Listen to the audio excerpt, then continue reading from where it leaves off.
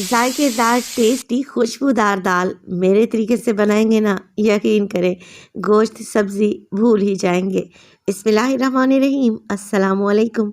खुश रहें, आबाद रहें, जहाँ भी रहें हैप्पी रहें और हेल्दी रहें। तो मैं हूँ फायज़ा और वेलकम करती हूँ आपको चटपटे पकवान में। आज आपसे शेयर करूँगी मैं दाल तड़का की बेहतरीन रेसिपी। टेस्टी तो है ही, बनाने में भी आसान है, तो रेसिपी को एंड तक देखें। अच्छी लगे तो लाइक कर दें और चटपटे पकवान को सब्सक्राइब भी कर लें। तो चलें फिर जल्दी से रेसिपी स्टार्ट कर लेते हैं। तो टेस्टी खुशबूदार दाल बनाने के लिए मैं प्रेशर कुकर का इस्तेमाल कर रही हूँ। आप लोग चाहें तो पतीली में भी बना सकते हैं। अच्छा, कुकर में डाल दिया है मैंने 1 पाव चने की दाल, भीगी हुई है 1 से 1.5 घंटे पहले।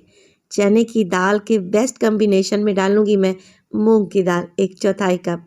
अब जो आपको शिकायत रहती है ना कि दाल पकाते वक्त दाल अलहदा से और पानी से अलग से तैरता नज़र आता है, तो वो दूर हो जाएगी।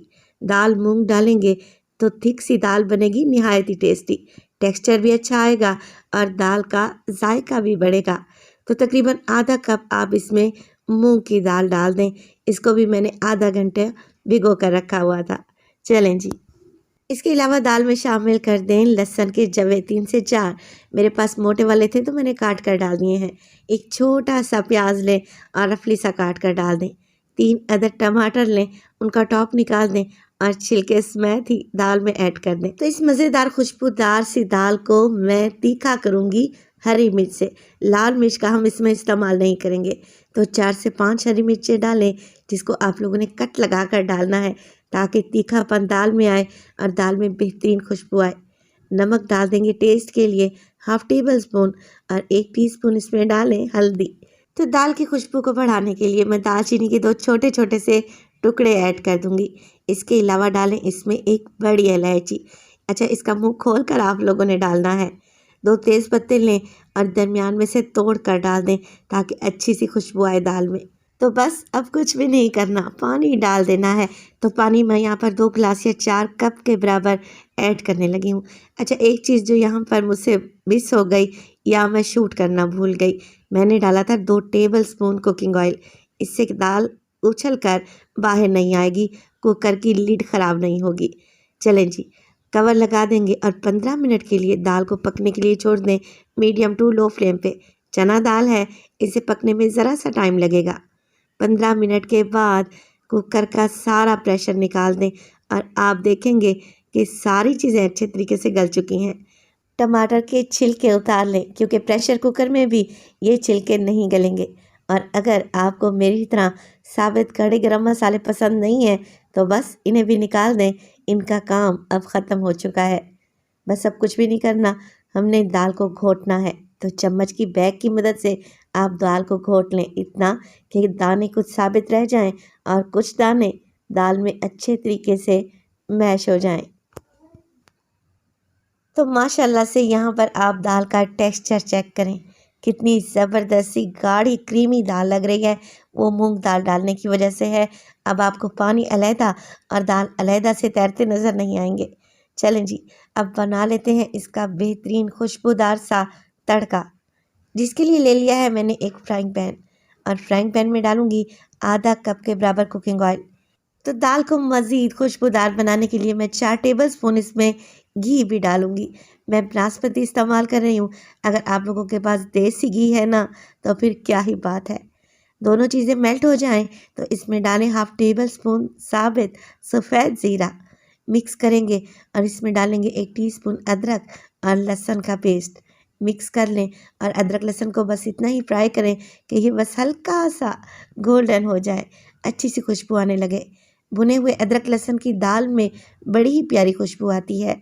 तो जैसे ही अदरक लहसुन से अच्छी सी खुशबू आ रही है, मैंने इसमें प्याज डाल दिया है। 4 टेबल स्पून के करीब है। एक छोटा सा प्याज लें और बारीक स्लाइस करके डाल दें। साथ ही तीखेपन के लिए मैं अगेन हरी मिर्च का इस्तेमाल करूँगी। हरी मिर्च 4 से 5 लें और बिल्कुल बारीक काट कर डाल दें। अब सारी चीज़ों को पकाएं इतना कि प्याज हल्का सा गोल्डन होने लगे। तब आप लोगों ने इसमें डालने हैं टमाटर। तो ये एक मीडियम साइज़ का टमाटर है, इसको भी बिल्कुल बारीक काट कर शामिल कर दें। अच्छा, दाल में मैंने 2 जगह पे टमाटर का इस्तेमाल किया है, तो आप लोगों ने परेशान नहीं होना। दाल बिल्कुल भी खट्टी नहीं बनेगी, बल्कि बेहद टेस्टी और चटपटी करारी सी रहेगी। टमाटर को मिक्स करें इतना कि टमाटर मैश हो जाएँ। जैसे ही टमाटर मैश होंगे, फ्लेम को ऑफ कर दें और इसमें डाल लें कश्मीरी लाल मिर्च का पाउडर। इससे क्या होगा, दाल का कलर बहुत खूबसूरत आएगा। अगर आप लोगों के पास है तो आप लाज़मी डालें। अक्सर मुझे कमेंट्स में मेरी बहनें पूछती हैं कि मैं कश्मीरी लाल मिर्च कहाँ से ऑर्डर करती हूँ, तो मैं इसे दराज से ऑर्डर करती हूँ। अगर आप लोग कहेंगे तो लिंक मैं डिस्क्रिप्शन में दे दूँगी।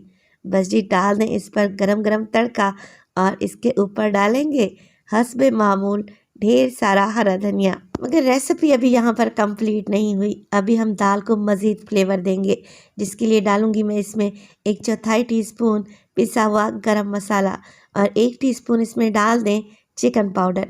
ये नहीं है आप लोगों के पास तो आप इसमें एक चिकन क्यूब को क्रश करके शामिल कर दें, तो दाल के टेस्ट को 4 चांद लग जाएंगे।